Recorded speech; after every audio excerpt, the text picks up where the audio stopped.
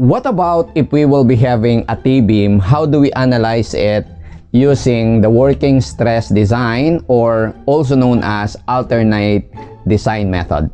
So let us begin.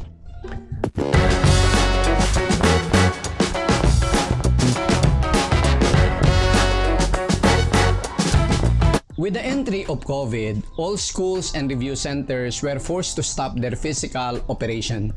All shifted to online. Different centers use different advertising tricks and gimmicks that cause more confusion in the minds of reviewees and students rather than help them. But in order to give you clear idea on what you will actually experience in our online review, we created this channel so that you will see, know, and experience firsthand how we do it online. But before we begin our discussion today, please don't forget to visit, like our FB page, Padilla Review Center. The link is found below. Please also subscribe in our YouTube channel. Please don't forget to click the notification bell. Choose all so that you will always be updated and notified regarding all our posts. Also, please don't hesitate, and we will appreciate it if you will like every post that we will make. This is for all of you who are reviewing and students of math, science, and engineering, most especially civil engineering. So if you have problems or questions or topics that you want us to discuss, just send it to us through our contact numbers below. So let's begin.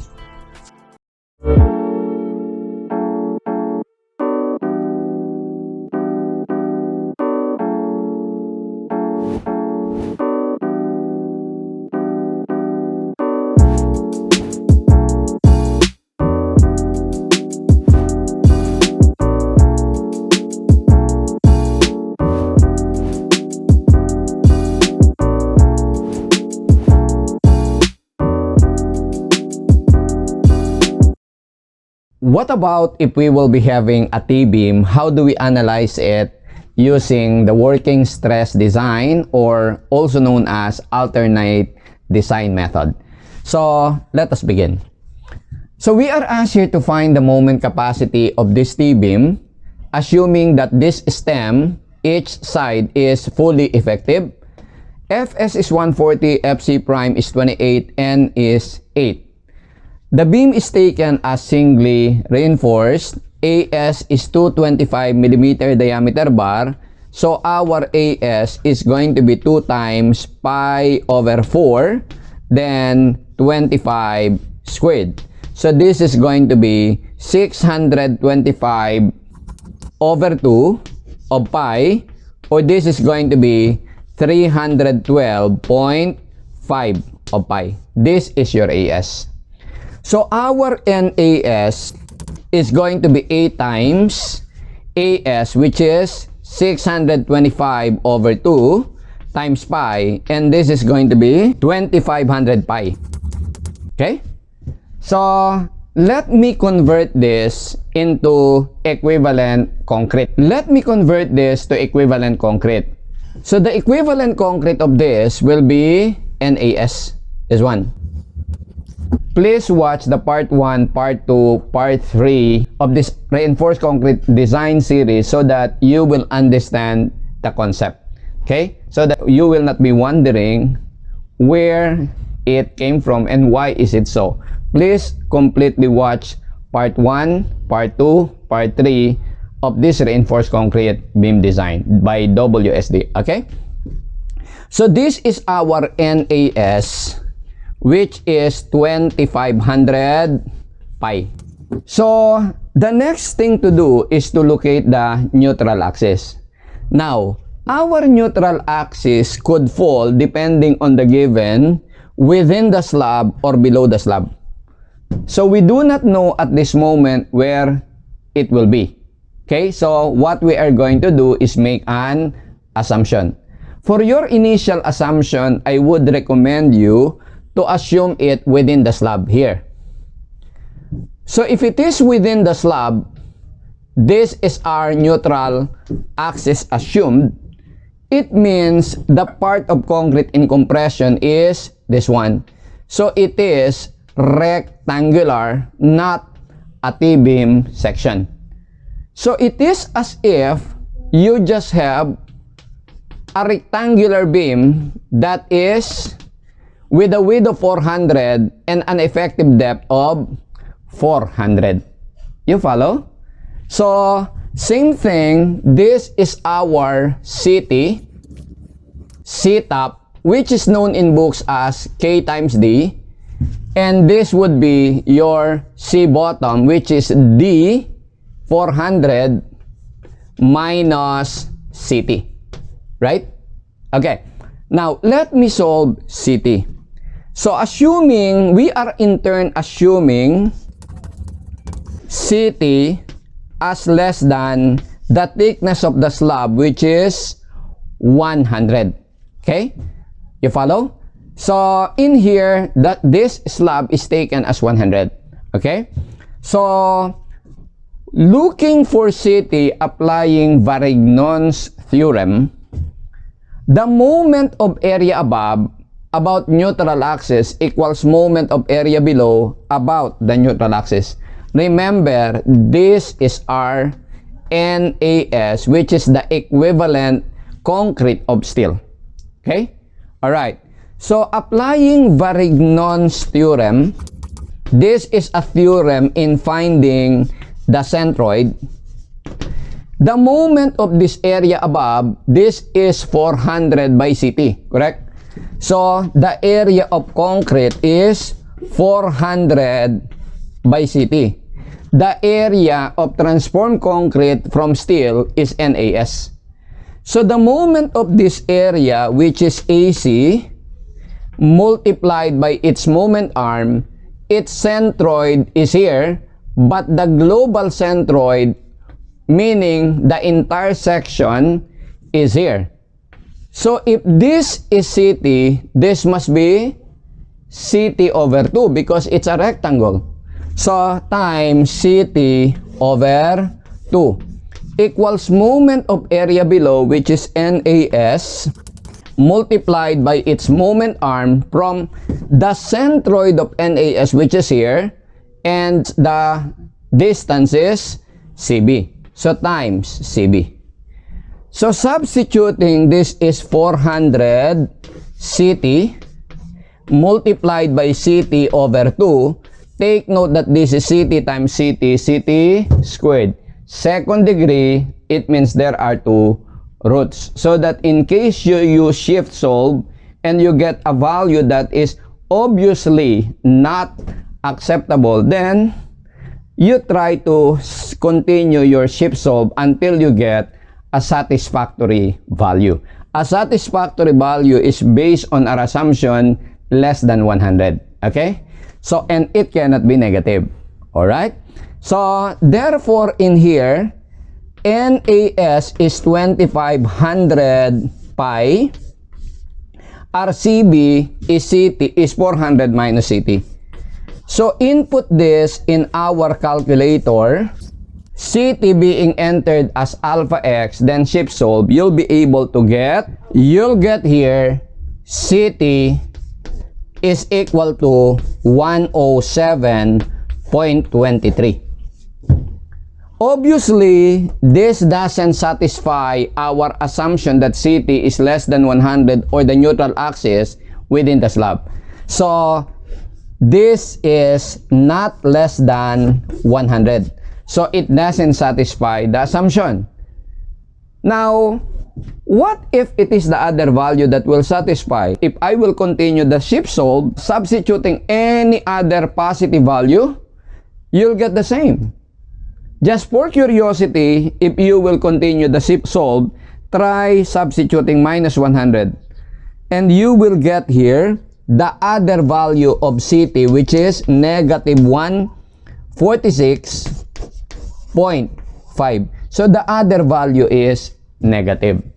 Okay? For most values here, you'll get the other value as negative. So, once you get a positive value, it is that value. Okay? So, therefore here, this is not acceptable. This is not acceptable. And there is no other value of CT other than the 2. It means that this assumption is wrong. Okay? You follow? But the time wasted in the computation is not that much. So we have to return to where we made the wrong assumption. Okay? Assuming now that our neutral axis is below the stem here, this is our neutral axis. In this particular case, then, the effective concrete in compression will be this one, right? It is a T section. So for this case, from here to here, this is our CT, while this one is your CB, right? Which is CT, which is D 400 minus CT, correct? Let us locate our CT.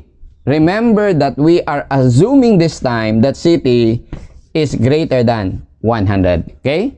So applying Varignon's theorem here, we have the area above. This area above, I recommend dividing it into two segments. This center element, whose centroid is here, this is CT, this is CT over 2. Now, here is the centroid of the entire section. I call the global centroid G. Now, this is the local centroid of the center element, while for these outer elements, our centroid will be here and will be here. So we will be just combining them into one. Okay? So this center element, area of concrete, for the center element, no, or middle, is equal to 200 by CT. Okay? Now, for this stem, area of concrete stem, it is 100 plus 100, 200 times the thickness, 100. So therefore, this is going to be 20,000. Okay?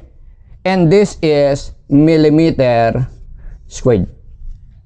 So applying Varignon's theorem now, the area, the moment of area above, which is AC middle times its moment arm, this is CT, this is CT over 2, plus the area of the stem, area of concrete stem, times its moment arm, this one, this is 100, so this is 50. So therefore, this is CT minus 50. So its moment arm about the neutral axis is CT minus 50, right?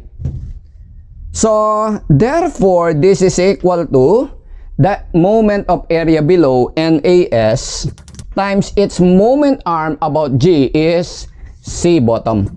So we substitute the values. This is 200 CT times CT over 2 plus area of concrete stem, this is 20,000 times CT minus 50 is equal to NAS, which is 2,500 of pi multiplied by CB, which is 400 minus CT. Gets? One equation in terms of CT, let us solve CT. You will get here, CT is going to be equal to 107.33. You get it? Okay. So that is your CT. Or let me just use 107.3 for simplicity. So that our CB is 400 minus CT. So this is going to be 400 minus 107.3. This is going to be 292.7. Okay? So, therefore, we are ready to solve our moment of inertia. So, our moment of inertia, the contribution of the center piece is 1/3 of base height cube. The moment of inertia of a rectangle about its base is 1/3 base height cube. So, this is going to be, the base is 200, this one, height. The height is, what is the height? CT. Our CT is 107.3. So, times 107.3 cube. You don't have to transfer because 1/3 base height cube is the moment of inertia about the base, which is the neutral axis. But for this stem, let us take it about the local centroid. So, plus, its moment of inertia about its local centroid is 112 base height cube. The total base is 100 plus 100, 200. 112 of 200 times height cube, the height of the stem is 100. But this moment of inertia is about its local centroid. We've got to transfer it to the global centroid because what we need here is about the neutral axis. Okay? So, we transfer it, so plus area distance squared. The area of the stem is 20,000. Okay? 20,000 times distance squared. The transfer distance is CT minus 50. From local to global, the distance is CT minus 50. Let me put it here. CT minus 50 is going to be this minus 50. That is 57.3. So this is times 57.3 squared. While the contribution of this area to the moment of inertia about the centroid, the moment of inertia of this about its local centroid is negligible. So, plus, we transfer it from the local to the global centroid plus area distance squared. The area NAS is 2500 pi. The transfer distance is CB, and CB is 292.7. So, this is times 292.7 squared. So, computing this, you will be getting 8.376 times 10 to the 8 millimeters to the fourth. You follow? So, considering now the stress diagram for this section is going to be this one. Okay? So, this is C top. Perpendicular to this is our F top. Our F top is MC top over I about the neutral axis. And this actual stress must be less than the allowable. The allowable stress in this concrete is 0.45 FC prime. While this is C bottom, perpendicular to it, this is F bottom. And F bottom is MC bottom over I about the neutral x-axis. Must be less than equal to allowable. The allowable stress of this transformed concrete section is if the actual area is AS times N, the allowable is Fs over N. So, considering the top element, in order to be safe,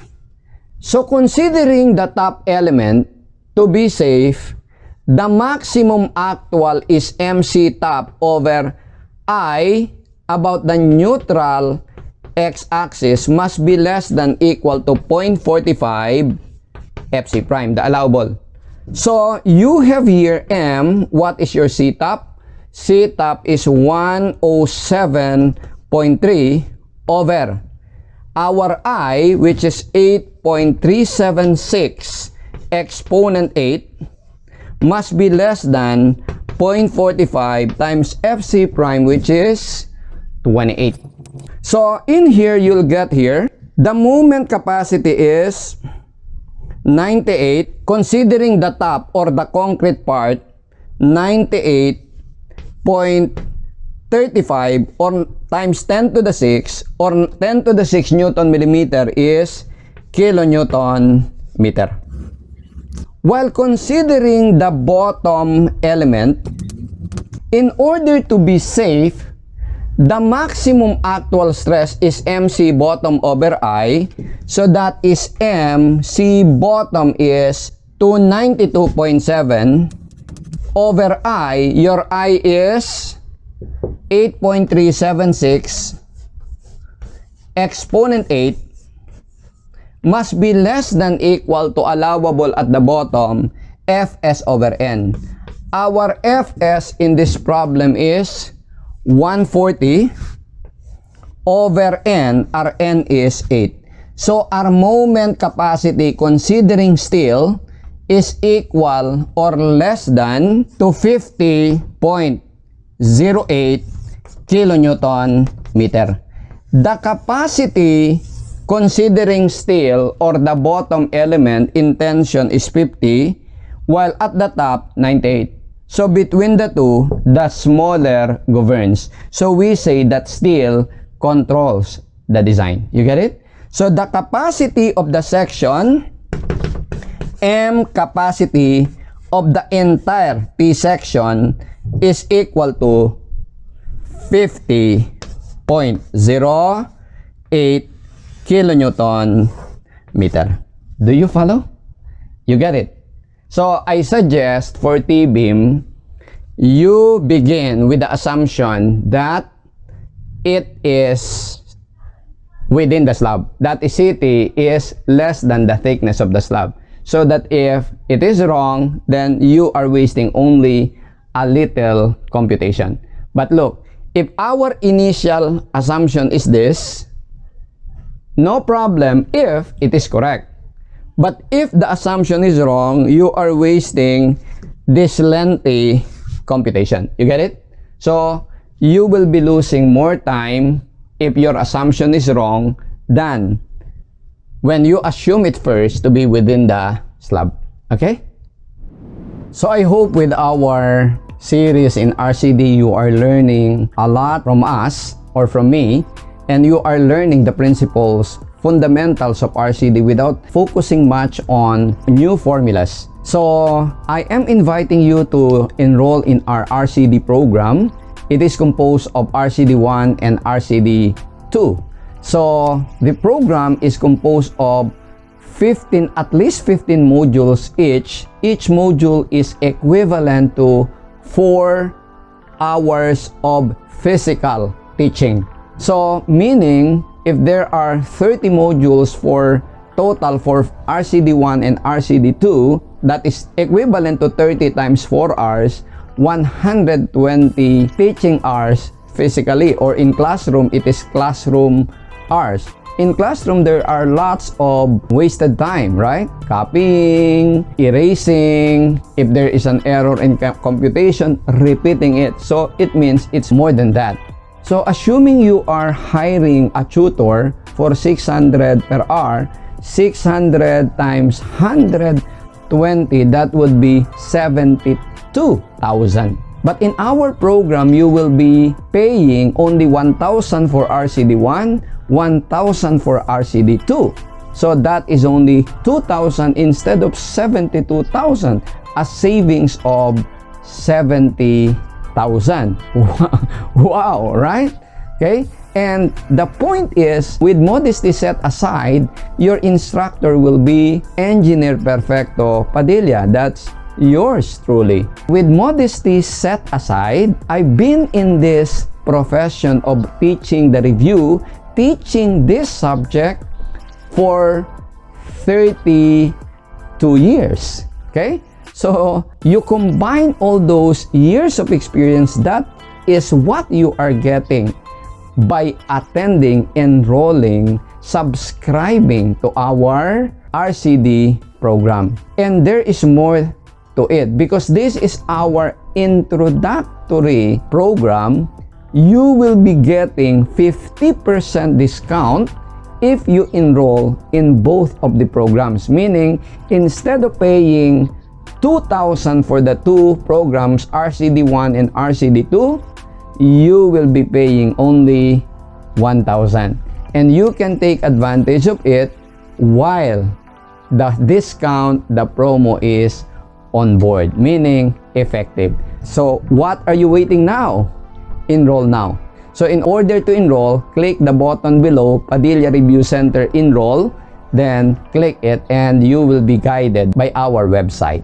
So if you have any other more question, our numbers are down in the link below. So just text us, just call us so that we can accommodate whatever question or inquiry you may have. So see you.